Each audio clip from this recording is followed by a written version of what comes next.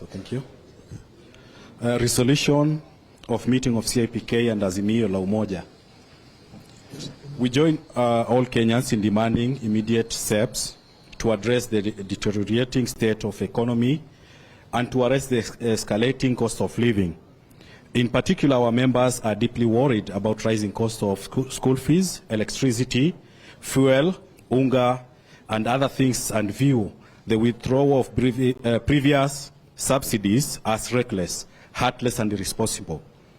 The subsidies must be restored for the sake of suffering Kenyans. We condemn in very strong terms and totally reject the ruling of Supreme Court of Kenya on the alleged rights of LGBTQ community, which ruling amounts to the usurpation of role of Parliament to make laws that are consistent with the ideals, culture, and traditions of our people. Consequently, we call upon our houses of Parliament to seize themselves of this matter and stop this invasion and erosion of ways of life and traditions by traditions that are strange and unacceptable to us. We condemn and reject the emerging pattern of victimization, intimidation, and sacking of public officers on account of having served in the previous regime. We equally condemn and reject the pattern of ethnicization of the public service through which all the appointments of which key appointments are made in favor of one ethnic community. We equally oppose, reject, and condemn statements by Mr. Rigathi Gachagua that Kenya is now a private company with shareholders. These developments go against the Article 10 of our Constitution that decrees inclusiveness and equality as national values and the provisions of our Bill of Rights that bar the state from discriminating directly or indirectly against any person or on any ground, including race, ethnic and social origin, religion, conscience, belief, culture, and language or birth. We condemn and reject the corruption of our judicial system that has seen pending cases, including murder and economy sabotage, being withdrawn against the state powerful officers at the instigation of the executive. They are worried about electoral systems that don't seem to deliver results that can calm the nation. We find the solution in which investigators and prosecutors are closing ranks to be extreme because it obstructs justice for the powerful while the poor and powerless are forced to face the law. We encourage Kenyans to continue to coexist and resist attempts by a section of our leaders to divide us along ethnic and religious lines and continue living together as brothers and sisters, united in worship of one God, regardless of our faiths, ethnic background, and regions of origin. Given the central role of IEBC as the referee of our elections, and with the memories of 2007 election violence still with us, we reject the moves by the Kenya Kwanza regime to single-handedly pick the new commissioners of the IEBC. The exercise must be done in consultation with other players and stakeholders.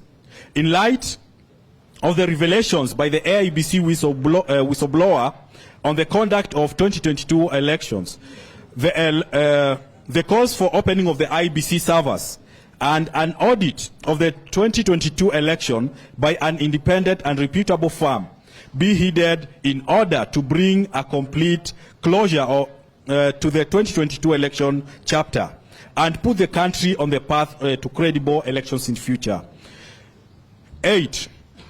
We share the belief that only a legitimate government that is elected by the people and enjoys confidence of the people can put people at the center of its agenda and work for the welfare of the people.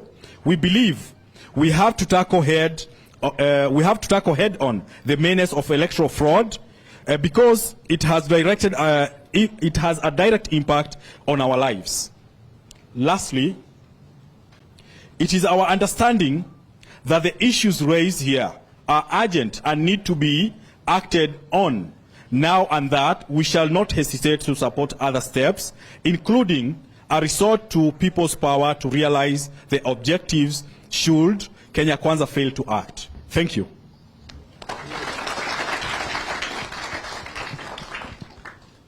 Sasa msikia? Simsikia? Kwanza kuna kijana mmoja aliongea na mimi kwa Kijaluo. Takwambia aliongea Kijaluo safi sana. Sanifu kabisa. Asante sana. Sasa nataka kuuliza nyinyi katika lugha ya Kibungi, kama mnakubaliana na yale ya resolution ambayo zimeandikwa hapa. Sawa? Kama mnakubali unasema aye, na kama mnakataa mnasema nay. Sawa?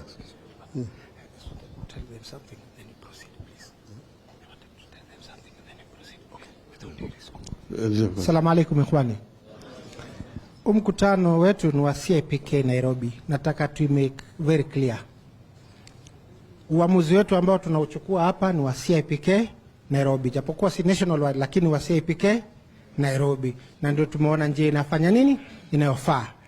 Kwa hivyo huko nje watu wasiingilia watu wengine watu kwamba it's a national issue. No, it's CIPK, we as Nairobi County. I just wanted to make that clear because we have tumeamua kwenda much way far na baba.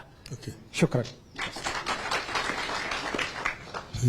Hapa viongozi wa Islam wakikutana na viongozi wa Azimio hapa siku ya leo wameongea, na hii resolution ambayo imesomwa hapa ndio matokeo. As many as of the same opinion say aye. As many as of the counter opinion say nay. The ayes have it.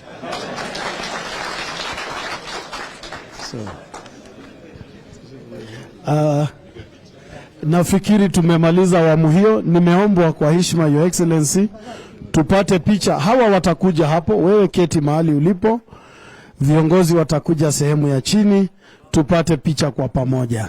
Kwa hivyo tusalie tu kwa viti vyetu, wakati viti vya viongozi vinapangwa.